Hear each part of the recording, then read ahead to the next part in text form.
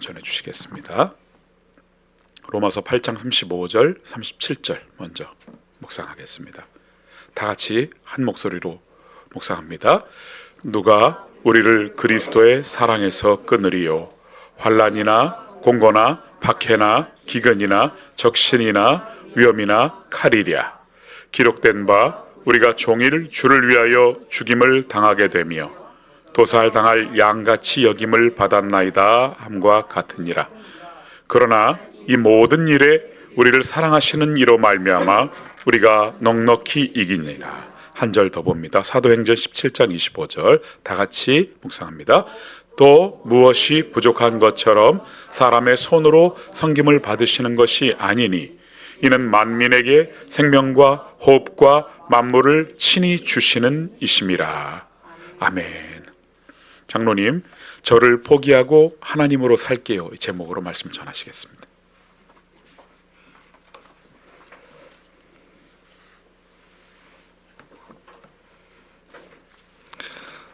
오늘 말씀 제목은 저를 포기하고 하나님으로 살게요.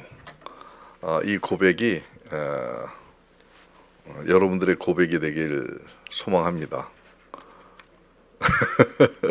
나 포기할 수 없어요? 네?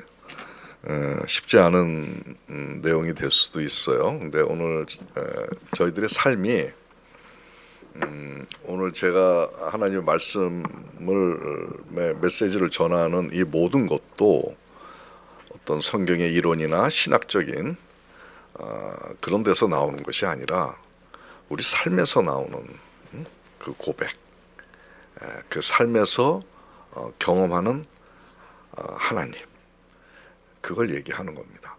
오늘 이 제목은 저의 고백일 수도 있고 또 여러분들의 고백일 수도 있겠다 하는 생각이 듭니다. 그래서 오늘 짧은 시간 얘기하겠지만 이런 말씀을 우리가 공유하면서 여러분들도 이제 내가 사는 것이 아니라 나의 생각이나 뜻으로 사는 것이 아니라 그동안 살아왔던 나를 이제는 포기하고 이제 새로 맞이하는 하나님으로 살겠습니다 하는 고백이 여러분들한테 있기를 소망합니다. 네. 오늘 이러한 삶을 사는 사람들의 예를 뭐 많이 있습니다. 성경에는 많이 있어요. 근데 제가 세 분만 그들의 삶을 오늘 그 말씀을 통해 조명하면서 우리가 어떻게 하나님으로만 살 수 있을까라고 하는 것에 그 길을 한번 같이 걸어가도록 할 텐데요. 그 인물은 바로 여러분들이 잘 아시는 다니엘 선지자이십니다. 그 다음에 두 번째는 우리 다윗 왕이십니다. 그리고 초대교회 사도이신 베드로 선생님, 이 세 분의 그 삶을 통해서 어떻게 우리가 하나님으로 살 수 있는지 그 길을 같이 살펴보겠는데요. 먼저 다니엘 선지자가 그 어떻게 하나님하고의 그 삶을 살아왔는지 그에게 닥친 아주 죽음 앞에 닥친 그 사건을 우리가 살펴보면서 그의 삶의 면모들을 한번 우리가 추적해 보도록 하겠습니다. 다니엘 선생의 그 삶의 자세가 여러분의 자세가 되길 소망합니다. 그래서 오늘 짧게 그분의 그 다니엘 선지자가 사자굴에 던져져서 목숨이 절박한 두렵고 떨리는 그 상황에서 어떻게 담대하게 의연하게 이겨나가는지 그 내용을 한번 볼 텐데요. 요거를 좀 우리 이길란 권사님이 읽어주시겠어요? 같이 읽어 나가세요. 다니엘 선지자가 사자굴에 던져져 목숨이 절박한 두렵고 떨리는 상황에서도 담대하고 의연하게 이겨나가는 모습. BC 600년 바벨론 제국에 멸망한 포로 신세 유다 백성, 일본 압제하의 대한민국. 다니엘은 포로였으나 왕으로부터 인정받아 총리라는 최고 높은 지위에서 전국을 다스림, 방백들로부터 시기를 받음, 다니엘을 무너뜨리려는 계획을 세움, 그러나 허물이 없었음. 오직 다니엘이 시간을 정해 하루 3번 하나님께 기도하는 것을 빌미 삼음. 이들은 왕에게 나아가 30일 동안에 누구든지 왕 외에 어느 신에게 기도하면 사자굴에 던지는 법령을 세우도록 요청함. 왕이 허락함. 그러나 다니엘은 왕이 허락한 조서를 알고도 하루 3번 하나님께 기도함. 그 다음에 또 있어요? 또 있어요? 왕이 신하로부터 이런 다니엘의 처신을 보고받고 심히 근심에 쌓임. 그를 구원하고자 온갖 마음을 썼지만 결국 자기의 어인으로 찍은 조서에 따라 다니엘을 사자굴에 쳐넣고 큰 돌로 굴 입구를 막고 인으로 봉함. 또 있어요? 왕이 궁에 돌아가 밤이 맞도록 금식하고 침수를 패하고 다음 날 새벽에 슬피 말하되 사신 하나님의 종 다니엘아, 너의 항상 섬기는 내 하나님이 사자에게서 너를 구원하시기에 능하셨느냐? 이에 다니엘이 왕이여, 나의 하나님이 천사를 보내어 사자들의 입을 봉하셔서 하나도 상치 아니하였나이다. 왕이 다니엘을 사자굴에서 꺼냈고 그를 참수한 사람들과 처자들을 끌고 와서 사자굴에 던짐. 사자들은 이들의 뼈까지 부숴 죽임. 또 있습니다. 왕은 다시 국민에게 조서를 내리는데 다니엘의 하나님 앞에 떨며 두려워할지라. 그의 권세는 영원 무궁하시며 하늘과 땅에서 이적과 기사를 베푸시는 분임을 만천하에 고함. 참 신비한 그런 스토리예요.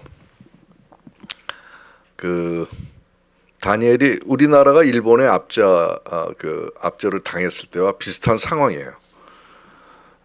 BC 600년 경이니까 우리가 삼국시대 이전에 고조선과 그 이어지는 그 시대에 그 연대에 살던 사람들입니다. 바벨론이라고 하는 제국이죠. 거기에 이스라엘이 이제 압제를 당합니다.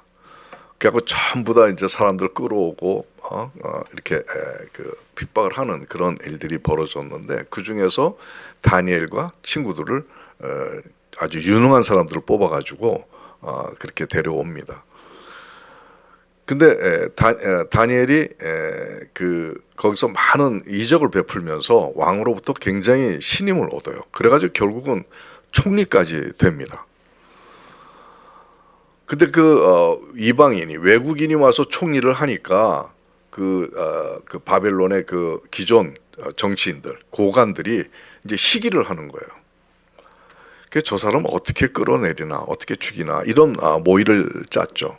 근데 보니까 다니엘이 잘못한 게 하나도 없어요. 허물이. 그러니까 이게 하나님의 백성은 그렇게 허물 없이 살아야 되는 것이 기본인 것 같아요. 이 다니엘을 보면서. 그러니까 그를 어떻게 끌어내릴 수 있는 그런 단서가 없으니까 곰곰이 생각하다가 이들이 생각한 게 뭐였냐면 기도를 한다는 거예요.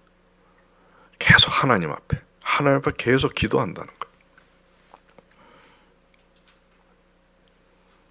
그래서 그것을 빌미 삼아가지고 왕에게 이 신하들이 가서 조릅니다. 왕이시여 만세 무궁하소서. 그러면서 앞으로 30일 동안 왕을 위해서, 왕과 신을 위해서 기도하지 않는 다른 신을 위해서 기도하는 사람이 있으면 잡아다가 사자굴에 쳐 넣읍시다 라고 얘기를 합니다. 왕은 또 자기를 위해서만 기도해야 되는 그 상황을 만드는 것이기 때문에 오케이 조서인을 찍고 합니다. 근데 이러한 교소가 나오니까 많은 사람들이 이제 왕을 위해서 기도하기 시작했는데 오직 한 사람이 왕을 위해서 기도하지 않고 하나님을 향해서 기도하는 거예요. 그게 바로 누굽니까? 다니엘이었어요.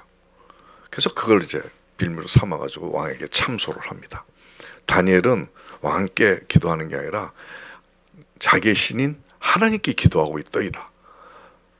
말씀대로 조서에 익힌 대로 사자굴에 쳐 넣읍시다 라고 했어요. 근데 왕은 자기가 신임하던 다니엘이 그렇게 됐다 하니까 사자굴에 넣기가 마음이 허락지 않는 거예요. 왜냐하면 굉장히 훌륭한 정치를 하고 있었기 때문에 고민하다가 그래도 자기가 약속을 한 것이기 때문에 사자굴에 쳐 넣었습니다. 그 사자굴에 쳐 넣었을 때 이제 이런 상황에서도 다니엘이 태연하고 의연한 그런 가운데 기도하고 있었다는 겁니다. 그랬더니 이제 결국은 어떻게 됐냐면 하나님의 천사가 사자의 입을 막고 물지 못하도록 막고 그 다음에 보호해 줬다는 겁니다. 왕이 아침에 일어나서 어떻게 됐을까 궁금한 거죠. 근심하면서 다니엘이 사자에 먹히지 않기를 바라는 마음으로 갔는데 보니까 다니엘이 살아있는 거야. 하나도 상치 않았던 거야. 그러면서 이제 그 왕이 드디어 이제 하나님의 나라를 지가 선포하는 겁니다. 그러면서 오히려 참소했던 그 사람들을 가족까지 사자굴에 넣어가지고 뼈까지 부수는 죽임을 당하는 그런 상황으로 왕이 결정합니다. 이런 상황을 보면서 우리가 느끼는 게 있을 것 같아요. 그 다음에 또 이제 다윗의 예를 한번 우리가 들어보도록 하겠습니다. 우리 다윗의 예는 우리 박성수 형제가 한번 읽어보십시오. 다윗이 골리앗 한 방으로 죽을 상황에서 돌팔매 하나 들고 두려움 없이 담대하게 하나님 영광을 드러내는 모습. 3상 17장. 블레셋과 이스라엘과의 전쟁. 블레셋 장군 골리앗. 최고의 장수의 상징 제원과 양치기 소년 다윗과의 싸움. 배틀채 같은 단창과 칼과 방패. 노투구와 갑옷. 그림 57kg의 갑옷 575페이지로 무장한 장수와 오직 시내에서 매끄러운 돌 5개를 주어 주머니에 넣고 손에 물매를 가진 작은 소년과의 싸움. 다윗의 선포. 너는 칼과 단창으로 나아오지만 나는 만군의 여호와 이스라엘 군대의 하나님 이름으로 나아가노라. 여호와의 구하심이 칼과 창에 있지 아니하고 전쟁은 하나님께 속한 것임을 증명하겠다. 돌을 물매에 넣고 골리앗의 이마를 치매 쓰러짐. 다윗은 가서 골리앗을 칼로 머리를 베어 예루살렘으로 가져감. 블레셋 군대는 무서워서 도망가자. 이스라엘 사람들이 쫓아가 적을 진멸하고 노략질함. 네, 고맙습니다. 이건 너무나 잘 아는 스토리죠. 다윗과 골리앗. 지금도 다윗과 골리앗이라고 하는 얘기는 우리가 거대한 적 앞에서, 거대한 난관 앞에서의 그 상황을 비유해서 사용할 때가 많이 있죠. 다윗과 골리앗. 도저히 이길 수 없는, 극복할 수 있는 그 상황에서 닥친 우리의 모습. 그것을 이제 다윗과 골리앗으로 비유해서 우리가 연상할 수가 있습니다. 그 다음에 이제 베드로. 지금 그 골리앗은 이 갑옷만 57kg이었대요. 갑옷만. 그리고 키가 2m 90cm였다고 되어 있습니다. 근데 그런 사람 앞에서 조그만 양치기 소년이 앞에서 돌맷돌 딱 하나만 가지고 나선 거죠. 그 다음에 이제 베드로 선생의 예를 한번 봅시다. 우리 세인이가 한번 읽어볼까? 거기서 뒤에가 있으니까.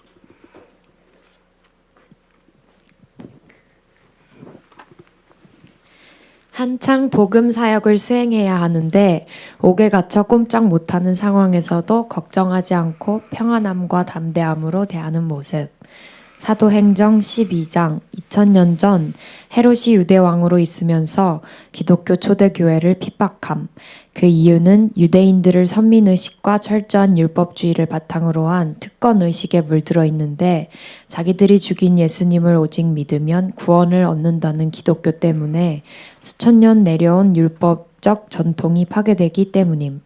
오늘날도 진정한 복음을 모르고 종교적 행위나 율법적 신앙에 젖어 있으면 이런 어리석음을 저지르게 됨. 헤롯은 교회의 큰 지도자인 요한의 형제 야고보를 죽여 그의 죽음은 예수님의 예언대로 된 것임. 많은 사람의 대속물이 됨. 초대교회는 큰 타격을 받았고 이들은 자존심이 세워졌음. 이에 베드로도 죽이기 위해 붙잡음. 헤롯은 베드로의 처형일을 유월절 다음 날로 잡음. 이는 유월절을 지키기 위해 전국에서 모여든 유대인들에게 강한 인상을 주기 위해서임. 베드로는 쇠사슬에 매인 채 군사 4인, 즉 2명은 베드로 옆에서 붙잡고 있고 2명은 옥 앞에서 지켜 전혀 도망할 수 없는 상태. 그러나 베드로는 전혀 두려움 없이 편안하게 잠을 잤고 오히려 간절히 기도하면서 자기로 인해 하나님 나라가 세워질 걸 소망하고 장차 받게 될 하늘의 영광과 상급을 기대하면서 기뻐하며 의연하게 견딤. 네, 고맙습니다. 여러분 이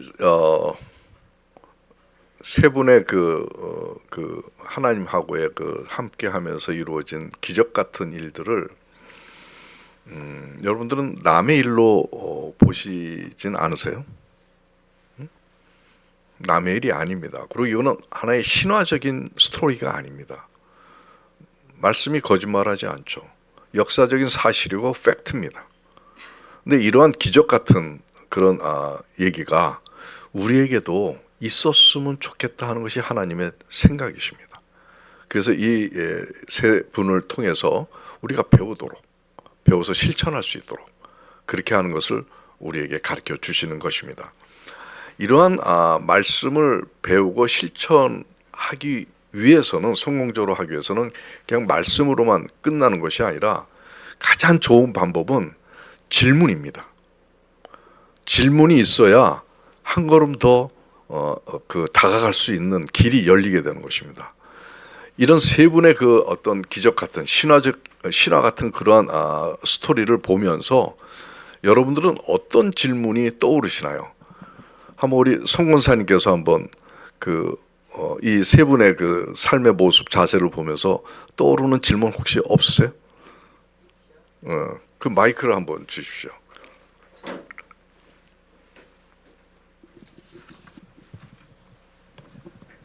다니엘과 그 베드로와 다윗을 보면서요. 어떻게 저 죽음 앞에서 저렇게 여유 있게 태연하게 있을 줄 나 같으면 두렵고 떨리는 그 마음이었거든요. 그랬겠죠. 네. 예.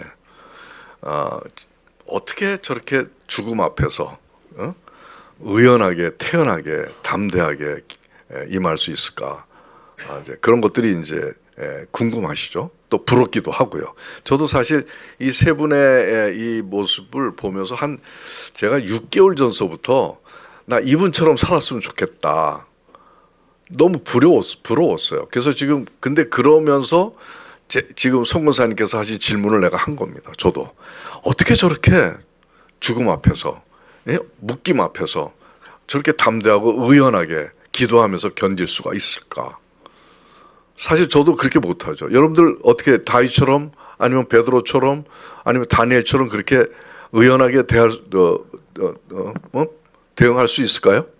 그렇게 할 수 있는 분 한번 손 들어 보십시오. 아, 그래요? 한 분 계십니다.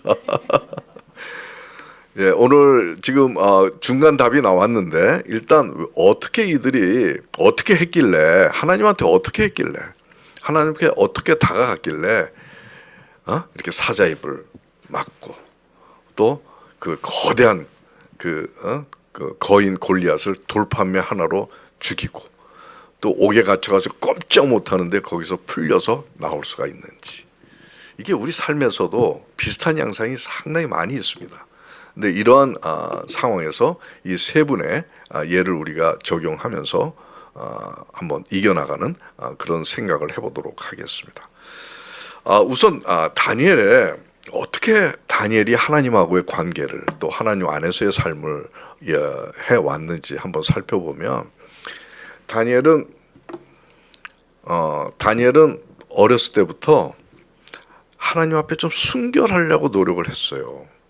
그래서 바벨론 제국에 가서도 그 음식을 먹지 않았습니다.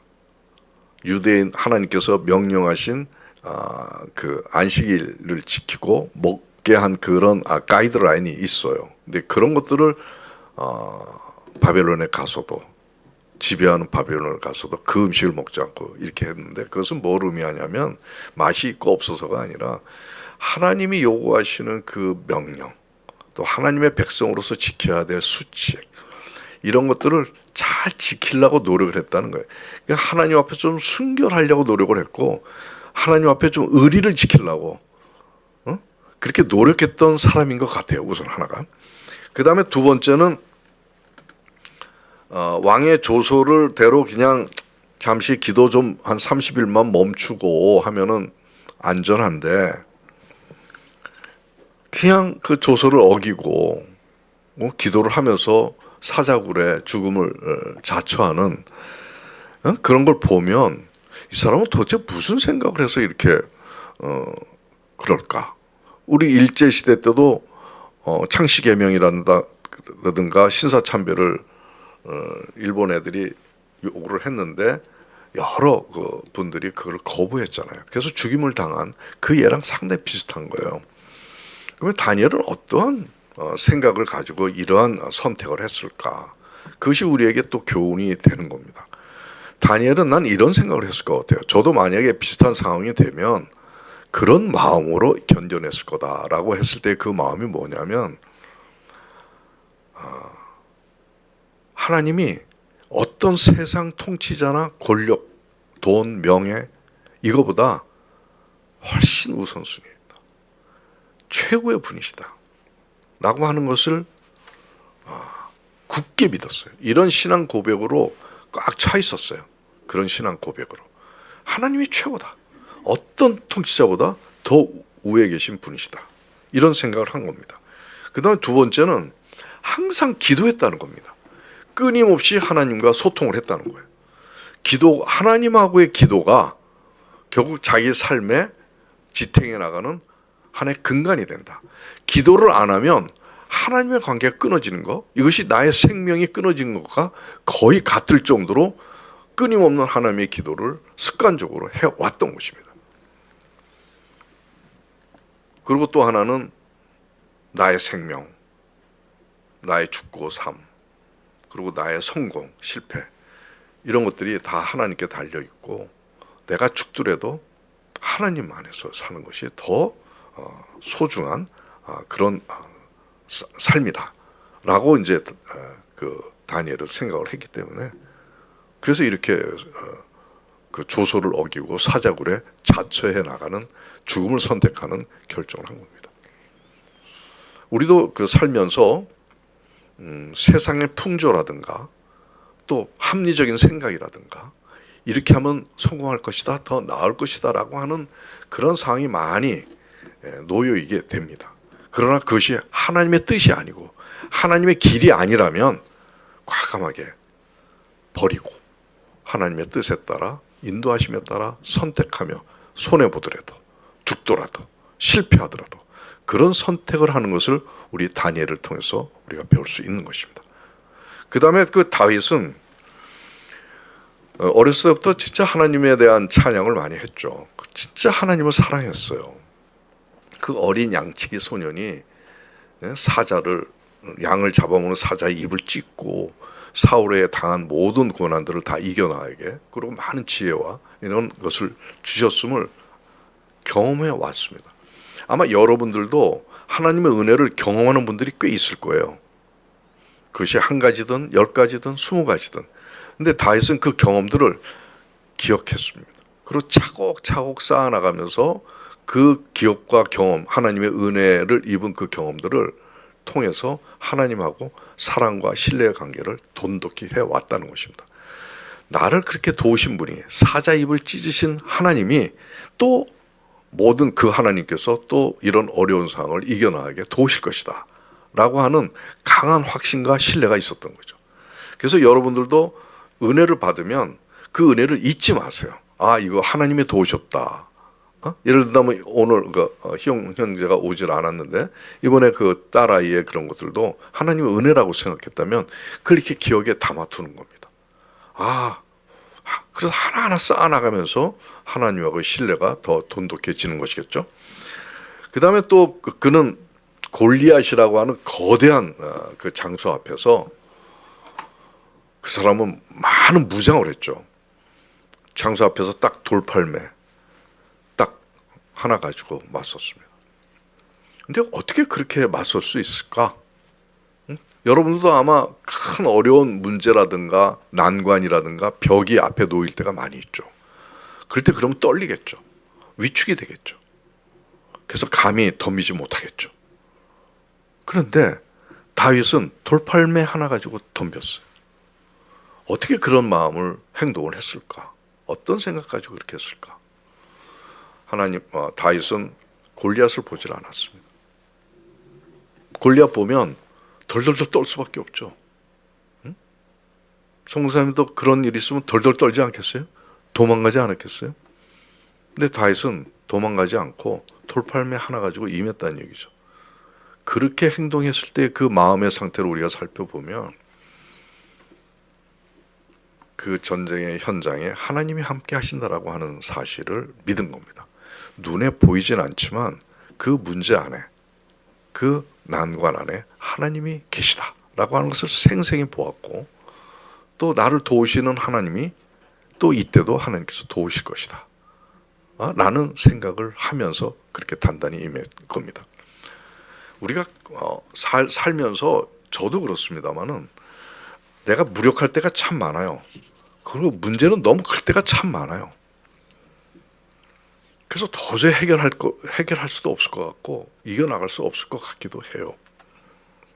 근데 다윗처럼 이제 오직 하나님께서 함께 하시면, 나는 돌맷돌 하나밖에 없지만, 나는 인맥도 없고 돈도 없고 뭐도 없지만 하나님께서 함께 하시면 이 모든 난관들을 이겨나갈 수 있다라고 하는 그런 확신한, 승리할 수 있다는 확신을 갖게 되면서 이길 수 있었던 것입니다.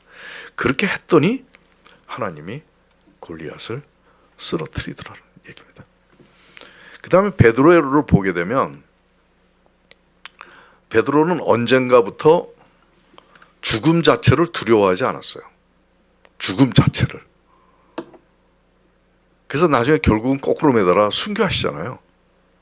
또 지금 보면은 그 헤롯이 우리 기독교 주님을 믿는 기독교를 초대교회 때죠. 아주 없애려고 얼마나 했는지 몰라요. 핍박을 했는지. 왜냐하면 자기네가 믿었던 율법주의적인 생각들, 선민의식 막 이런 것들이 있었는데 갑자기 어떤 사람이 하늘에서 내려왔다 그러면서 그 사람만 믿으면 구원받는다고 딱 이렇게 해버리니까 자기네가 추구했던 모든 것들이, 자기네들이 세웠던 모든 영역들이 다 무너져 버리는 거예요. 그러니까 어떻게 해서든지 그 초대교회 선지자들을 죽여야 되겠다 해가지고 요한의 동생인가 유다를 먼저 죽입니다. 근데 그런 상황에서 또 베드로가 또 잡힌 거예요. 근데 베드로를 이제 죽이려고 옥에 가뒀는데 그냥 옥에 가두지만 않고 옥 안에서 장수 2명이 붙잡고 있어요. 나가지 못하게. 그리고 바깥에서 2명이 또 옥문을 지키고 있어요. 그래서 이제 그리고 날짜를 잡았는데 그때가 이스라엘 백성들이 제일 많이 모이는 때를 딱 잡아가지고 그때 처형할 걸로 예정을 하고 있었습니다. 그래서 이제 예수님을 믿는 자들이 최후가 이렇게 될 것이라고 하는 것을 이제 보여주는 것이죠. 근데 그런 상황에서 베드로는 어땠을까요? 내가 하나님의 나라를 이렇게 전파하느라고 이렇게 수고를 하는데 또 옥에 갇히고 지금 보니까 꼼짝 못하게 어떻게 할 수도 없고 또 며칠 있으면 처형당할 거고 뭐 이런 상황이에요. 근데 어떻게 베드로가 의연하게 태연하게 잠을 잘 잤대요. 그러면서 기도했대요. 그렇게 할 수 있었을까? 바로 베드로는 죽음이라는 것을 초월한 사람이 된 거예요. 여러분들도 죽음을 초월할 수 있는 사람이 돼야 돼요. 죽음이 실패일 수도 있고요. 난관일 수도 있습니다. 그것을 초월할 수 있는 사람이 베드로처럼 될 수 있는데 베드로는 죽음을 초월한 사람이에요. 그게 왜 그렇게 됐을까요? 이분은 직접 예수님이 십자가에 못 박혀 죽으시고 부활한 그 현장을 본 사람입니다. 분명히 죽으셨는데 오셨어요, 자기들. 그래서 부활하시는 걸 보신 겁니다. 이게 기독교입니다. 죽어도 산다는 겁니다. 망해도 산다는 겁니다. 하나님 안에서. 그래서 우리 그 크리스천들의 그 자세와 덕목은 정말 신앙을 갖고 있어야 돼요. 죽음이나 실패나 고난은 아무것도 아니다, 이 땅에서는. 이 모든 생명과 승리의 원주인은 예수님이다. 그 안에서 우리가 죽든 살든 관계없다. 결국은 산다. 뭐 이러한 믿음을 굉장히 갖고 있었나 봐요. 그러니까 그 죽는데도 그렇게 의연하게 기도하면서 잘 수 있었던 것입니다. 우리도 이제 부활의 현장, 예수님의 부활의 현장은 없었지만 그러나 그걸 믿어야 됩니다. 부활의 현장에서 보지는 않았지만 믿어야 됩니다. 우리 조금 전에 사도신경에도 몸의 부활과 영생을 믿습니다. 우리는 계속 신앙 고백을 하고 있잖아요. 그 신앙 고백이 입술로 끝나는 게 아니라 여러분의 삶의 가치관 속에 녹여내기 바랍니다. 아시겠죠? 정리합니다. 우선 이 세 사람처럼 이렇게 죽음과 묶임과 막힘에서 이러한 자세를 할 수 있었던 것은 여러 가지가 있는데 여러분들 요거는 좀 저도 이렇게 하기 때문에 내가 정리를 했어요. 우선 어떻게 평소에 생각을 하냐면 하나님 앞에서 순결한 삶을 살고 의리를 지키고자 노력하자. 그냥 세상 사람들처럼 이런저런 부정한 일을 하지 말고 아주 깨끗하고 선하고 착한 그런 하나님의 자녀로서의 면모를 지키자. 이건 상당히 중요할 것 같아요. 하나님 때문에 이렇게 살자. 이런 뜻이겠죠. 그 다음에 하나님과의 기도는 삶의 중심이고 동력이라고 생각해서 기도하지 않으면 자기 존재를 지탱하는 그런 걸 포기하는 마음으로 기도에 임했으면 좋겠다. 여러분들이 세상 일로 바쁘지만은 하나님하고의 기도의 소통, 이게 더 중요하다라고 하는 것을 붙잡고 그냥 못해도 좋습니다. 하나님하고 계속 대화를 하고자 하는 그런 노력을 끊임없이 했으면 좋겠다. 그 다음에 하나님을 창조주, 우주 만물을 지으시고 완벽하게 섭리하시는 분이시고 세상과 우리의 주권자이시고 오직 빛, 진리, 생명과 지혜와 능력의 절대 신이라는 하나님에 대한 신앙 고백으로 딱 마음에 두고 있자. 이러다 보면 세상의 어떤 것들을 두려워하지 않고 오직 하나님만 경외하며 두려워하는 마음이 생길 수가 있습니다. 그 다음에는 하나님의 은혜의 지난 경험들을 기억하면서 하나님에 대한 신뢰를 더 굳게 쌓아나가는 것을 항상 하시기 바랍니다. 예전에 저도 이렇게 쭉 한번 리뷰를 해보니까 굉장히 많은 은혜를 제가 입었더라고요. 그래서 그것들을 탁탁탁 다시 생각해 보니까 지금의 어려움도 그때처럼 해결이 될 수 있겠다 라고 하는 그런 자신감이 생기더라고요. 그래서 어려움도 담대하게 이겨나갈 수 있는 옛날의 기억 경험들이 작용을 하더라 이렇게 생각을 할 수 있습니다. 그리고 하나님과의 관계가 생명보다 더 중요하다는 생각을 해야 됩니다. 형벌의 위험보다 하나님과의 관계가 끊기는 게 더 큰 형벌이다, 더 큰 위험이다 라고 생각을 평소에 하시기 바랍니다. 그리고 골리앗 같은 큰 어려움과 난간에 부딪혔을 때 어려움을 바라보지 않고 그 상황에 함께 하시는 하나님을 바라본다. 그래서 기쁨과 감사와 평강을 유지할 수가 있다는 겁니다. 앞에 큰 문제가 있으면 다 있잖아요. 떨리죠. 두렵죠. 걱정, 의심에 쌓이죠. 근데 그렇게 빠져들어가면은 그때 하나님이 보이지가 않아요. 하나님을 보라는 겁니다. 다윗처럼. 그랬을 때 그 상황을 이겨나갈 수 있는 하나님의 은혜를 덧입으라. 이렇게 생각을 하는 겁니다. 그렇게 되면 하나님이 그 어려움에 함께 하시네 하면 우선 하나님이 함께 하시는 것을 영안으로 보면 기뻐요. 그리고 하나님께서 반드시 승리할 수 있게 이끌어내실 거라고 하는 것을 생각하면 감사해요. 그러면 당연히 평안이 찾아오죠.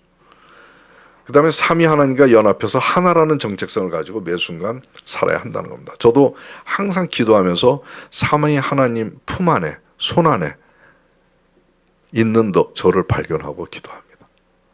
그래서 그 삼위 하나님과 저와 하나가 돼가지고 모든 일을 대처해 나가는 그러한 대응을 하는 그런 삶을 살고 있습니다. 그 다음에 하나님과 하나님 나라가 모욕받는 상황을 참지 않죠. 그리고 자신은 무력하고 가진 게 없지만 오직 하나님께서 임하시면 승리할 것이라는 확신으로 임하고요. 하나님이 자신에게 맡기신 사명을 끝까지 붙잡고 포기하지 않는 거. 다윗이 그랬습니다. 베드로도 그랬고요. 부활신앙관을 지니고 생명의 주권자는 예수임을 알며 그래서 지금의 죽음과 고난이 끝이 아님을 확신해서 지금의 어려움과 죽음 자체를 두려워하지 않는 믿음, 이것을 가져야 된다. 이런 인식과 믿음은 세상의 어떤 위험이나 적신이나 죽음이나 묶임이나 박해를 압도하는 그런 평안을 줄 수가 있다. 이것을 잠시 여러분들이 좀 메모해 놓으셨다가 하나하나 실천해 나가는 그런 여러분들이 되시기 바랍니다. 이제 저의 이런 경지를 하나님께서 저를 이끄셨습니다. 사실 이끄시는 과정에서 어떻게 저를 인도하셨는지 간증으로 좀 잠깐 소개하고 넘어가겠습니다. 저는 1996년이에요. 그러니까 거의 30년 됐어요. 그때 저는 의사로서 병원도 운영하고 뭐 이렇게 살아왔죠. 근데 그때 기도 중에 하나님께서 미션을 주셨어요. 생명을 온전케 하라는. 그러면서 통전 생명의학이라든가 M5라든가 또 담적의학이라든가 뭐 이런 것들을 알게 하시는 과정으로 이끄시고 그것을 다 좀 깨닫고 정리할 수 있는 그런 정보도 주시고 하여튼 그런 지혜를 주셨습니다. 그래서 이게 굉장히 소중하고 너무나 좋은 거예요. 훌륭한 거예요. 그래서 내 인생이 그때부터 바뀌었어요. 그전에는 이제 병원 잘 성공해서 하나님의 일을 하겠다, 뭔가를 주시면 뭐 이런 정도에서 제가 목표를 가지고 살아왔다면 이제는 하나님께서 주신 이렇게 특수한 그런 생명과 진리의 일들을 이루어 나가는 것으로 바뀌었어요. 그래서 열심히 살았죠. 열심히 연구하고 공부하고 자료 만들고 책 쓰고 그리고 환자도 보고 이거 반드시 이루어야 되겠다 하는 그런 소망을 가지고 살아왔습니다. 그리고 나는 구별된 사람이고 또 소명받은 자고 또 거룩한 존재라고 하는 자부심도 가지면서 그렇게 살아왔습니다. 그러면서 이제 이것이 나의 삶의 이유고 목표고 명분이 된 거예요. 그래서 성공을 했습니다. 근데 진짜 계속 성공했으면 어떻게 됐을까요? 이게 내가 한 것처럼 된 것으로 됐었을 거라는 생각을 지금 해봅니다. 이 몇 가지 그 소명을 가지고 붙잡고 열심히 살다 보니까 어떤 부작용이 생기기 시작했냐면 이게 내게 된 거예요. 하나님이 주셨는데 내게 된 거예요. 이 병원과 모든 기업과 이런 것들이 내게 된 거예요. 거기 속박되기 시작했어요. 이것이 안 되면 근심 걱정에 빠지고 이것이 잘 되면 또 교만하고 자랑하고 우쭐하고 이런 나의 모습으로 이끌어 가더라고요. 계속 잘 됐으면 이거 최소영이가 한 거다. 물론 하나님의 이름은 팔았겠지만 내 속마음은 내가 한 것으로 아마 생각을 하고 있었지 않았을까 하는 생각이 듭니다. 그런데 이유 없이 어려움이 닥치기 시작합니다. 물론 이제 상황이 그렇게 원인이 전혀 없는 것은 아닌데 하나님께 주신 것이 너무나 좋기 때문에 당연히 하나님께서 잘 일으키실 것이라고 하는 확신이 저는 있었어요. 근데 받아들일 수 없는, 이해할 수 없는 어려움이 닥치는 거예요. 끊임없이 닥치는 거예요. 뭔가 스스로 할 수 있는 게 없다는 걸 느끼기 시작했습니다. 갑자기 옛날에 우쭐하면서 내가 이것도 만들고 저것도 세우고 이것도 책도 쓰고 뭐도 이론도 제시하고 그랬던 내가 진짜 아무것도 할 수 없는 무력한 존재라는 상태로 떨어져 가더라고요. 슬슬. 내가 할 수 있는 게 하나도 없어요. 어떻게 하지? 궁리해도 계획을 세워도 펼쳐나갈 수 없었어요. 사방이 꽉 막혔어요. 아까 베드로처럼 꽉 묶여 있었어요. 하나님 원망도 했습니다. 괴로움과 시름에 빠져서 벗어나지 못하는 시간들을 보냈습니다. 그러던 중 하나님께서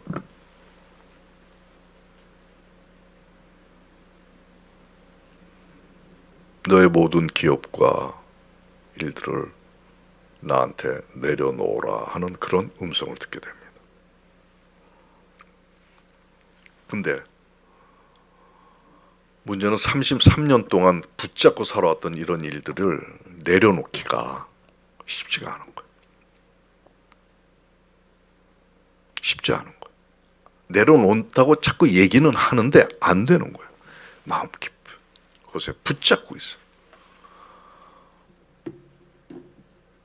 이때 도움을 주신 분이 누군지 아십니까? 아브라함이었습니다. 아브라함의 예를 한번 잠깐 볼까요? 말씀을. 성경 말씀 창세기 없습니까? 없어요. 그러면 제가 읽을게요. 여러분들 혹시 있으면 창세기 22장 2절에서 14절 말씀이니까 시간 관계상 좀 줄여서 얘기할게요. 찾으셨으면 2절하고 9절로 가면서 14절까지 제가 읽도록 하겠습니다. 2절 여호와께서 이르시되 내 아들 내 사랑하는 독자 이삭을 데리고 모리아 땅으로 가서 내가 내게 일러준 산 거기서 그를 번제로 드리라. 하나님이 이제 9절입니다. 하나님이 그에게 일러주신 곳에 이른지라. 이에 아브라함이 그곳에 제단을 쌓고 나무를 벌려놓고 그 아들 이삭을 결박하여 제단 나무 위에 놓고 손을 내밀어 칼을 잡고 그 아들을 잡으려 하니 여호와의 사자가 하늘에서부터 그를 불러 이르시되 아브라함아 아브라함아 하시는지라. 아브라함이 이르되 내가 여기 있나이다 하매 사자가 이르시되 그 아이에게 내 손을 대지 말라. 그에게 아무 일도 하지 말라. 내가 내 아들 내 독자까지도 내게 아끼지 아니하였으니 내가 이제야 내가 하나님을 경외하는 줄을 아노라. 보니까는 그 뒤에 숫 양이 있는 거예요. 그래서 그를 이제 가져다가 대신해서 번제를 드리게 됩니다.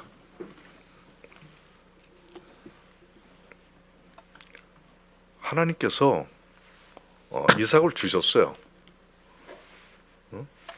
전혀 임신하고 할 수 없는 그런 상태에서 이삭을 주셨습니다. 근데 다시 죽이래요. 번제를 드리래요. 칼로 각을 떠서 불로 태워서 나한테 바치라는 거예요. 그때 그 아브라함의 마음이 어땠을까요? 아마 주위에서도 그 하나님 참 나쁜 하나님이다. 어떻게 아들을 저렇게 죽이라고 할 수 있냐. 또 아브라함도 원망을 했을 거예요. 언제 주시더니 이제는 뺏으시냐고. 여러분들에게도 하나님 은혜로 온 것들을 달라고 그러면 이런 마음 안 들까요? 저도 그런 생각이 들더라고요. 주신 건데, 하라고 그러신 건데 왜 이렇게 무너뜨리실까? 그러면서 아브라함은 이삭을 태워서 가면서 이런 생각했을 거예요. 이제는 이삭 때문에 기쁘고 너무나 좋았는데 그거 다 이제 지나갔구나. 이제는 이삭이 없는 불행한 시간을 이제 살아야 되는구나. 이런 생각 안 했을까요? 그런 생각 안 했을 거예요. 했을 것 같아요. 저도 그런 생각을 어렵고 힘들 때는 그런 생각을 예전에 그것들을 생각을 해서 내려놓지 못하는 거죠. 근데 결국은 아브라함은 이런저런 범민을 다 돕고 정신 차려가지고 아니야, 이러면 안 돼. My Lord, 하나님은 나의 주인이시고 모든 것임을 신앙 고백을 하고 있었던 사람이었기 때문에 하나님께 순종해야 돼 하면서 태우고 번제를 드리러 간 겁니다. 근데 알고 보니까 하나님께서 이삭의 번제를 막으십니다. 그래서 이런 일련의 그 과정을 보면서 알게 되는 진정한 하나님의 뜻과 교훈은 무엇인가? 하나님은 아브라함에게 이삭을 죽여서 바치라는 게 아니었어요. 응? 보니까 이삭에 대한 집착을 버리라는 거였어요. 이삭에 대한 집착과 그 소유의 생각들을 죽여서 번제를 드리라고 하는 것이었음을 우리가 알게 됩니다. 그러면서 주시는 교훈은 모든 건 다 내 거야. 내가 만들었어. 이거 다. 너희 생명까지도 모든 것이다. 이걸 너희들이 알았으면 해. 그래서 너희 것이라고 소유를 하고 너희 것이라고 집착하는 거 이건 안 돼. 그리고 너희 것이라 생각하면서 너의 뜻과 계획과 욕심으로 하면 결국은 죽음과 파멸로 가. 이거를 알려주신 거예요. 나는 아브라함, 예전서부터 읽어왔던 아브라함의 그 스토리지만 이번처럼 이렇게 리얼하게 다가오는 경우가 없었어요. 그래서 저도 이삭을 바치기로 했습니다. 저의 이삭은 바로 그런 그동안 붙잡고 살아왔던, 해왔던 통전생명의학과, 담적의학과, M5였습니다. 그리고 병원, 동간, 소관, 충주 이런 것들이었습니다. 뭐 나의 자식일 수도 있습니다. 이거를 이제 내가 번제를 드렸습니다. 아직 완전치는 완성은 안 됐지만 그런 것을 결정하고 나가기로 했습니다. 이제 정리합니다. 여러분들 이 세 분의 예, 그다음에 아브라함의 예를 보면서 여러분들이 그러한 그들의 자세를 여러분들 삶에 적용하시기 바란다는 의미에서 정리할 텐데, 이렇게 하려면 하나님으로 사는 삶이잖아요, 이게. 이렇게 하려면 어떻게 해야 되냐? 이삭을 포기해야 된다는 거예요. 조건이. 자기 것을 포기해야 한다는 것입니다. 그런데 중요한 건 저도 포기하라는 건 알고는 있었지만은 포기하기가 어렵더란 말이죠. 그래서 포기할 수 있는 평소의 조건을 만들어야 된다는 거예요. 그것이 뭐냐? 신앙 고백을 하는 거예요. 나의 모든 것은 하나님 것이다. 내 건 하나도 없다 했죠.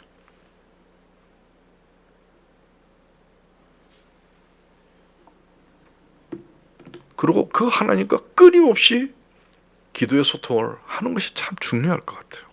계속 하나님으로 지배받는, 하나님으로 살아가는 나의 모습을 만들어 가기 위해서 그런 기도를 해야 되겠고요. 그 다음에 하나님과 관계에서 이루어지는 일들이 참 많죠, 여러분들이. 많으면 많을수록 좋죠. 그런 경험들, 기억들, 간증거리들, 이런 것들을 차곡차곡 쌓아가면서 그것을 바탕으로 해서 여러분들이 강한 하나님과의 신뢰와 믿음을 굳건히 세워나가는 그런 것이 중요하다. 그리고 부활신앙, 우린 죽음에서 영원한 생명으로 갈 수 있다. 이 세상의 어려움에서 정말 빛으로 생명으로 갈 수가 있다라고 하는 그런 생각을 가져야 됩니다. 이제 여러분들 자기 혼자 살았어요.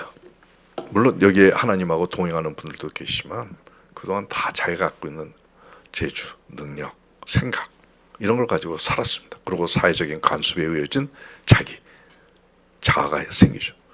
이런 것들로 해서 살았지만 이제는 하나님을 바라보시기 바랍니다. 그래서 그 하나님이 오직 내 안에, 내 삶에 가득 채워져서 이제 내 것은 포기하고 없어지고 오직 하나님으로만 사는 여러분들이 되시기를 간절히 소망합니다. 아멘. 잠깐 기도하겠습니다. 하나님, 누가 우리를 하나님의 사랑에서 끊겠습니까? 환난, 곤고, 박해, 기근, 적신, 위험, 칼, 이 모든 일에 우리를 사랑하시는 이로 말미암아 우리가 넉넉히 이길 수 있음을 고백합니다. 오늘 이 자리에 함께한 당신의 자녀들, 그동안 살면서 자기의 생각과 뜻과 계획으로 살아왔을 수 있습니다. 그러나 이제 하나님을 바라보면서 그 하나님의 인도하심에 따라, 뜻에 따라 하나님께서 저희 내면을 채우시고 충만하시는 그 하나님으로 살아가는 저희들이 될 수 있도록 인도하여 주시옵소서. 오늘 이 말씀을 들은 우리 형제 자매들에게 성령의 역사가 임하셔서 이제 옛자를 버리고 그 버려진 그 내면의 그 빈터에 하나님으로 채워지는 그런 삶을 살아서 그 인생이 하나님 안에서 승리할 수 있도록 축복하여 주시옵소서. 우리의 길이요 진리요 생명이신 우리 주 예수 그리스도의 이름 받들어 간절히 기도드리옵나이다. 아멘.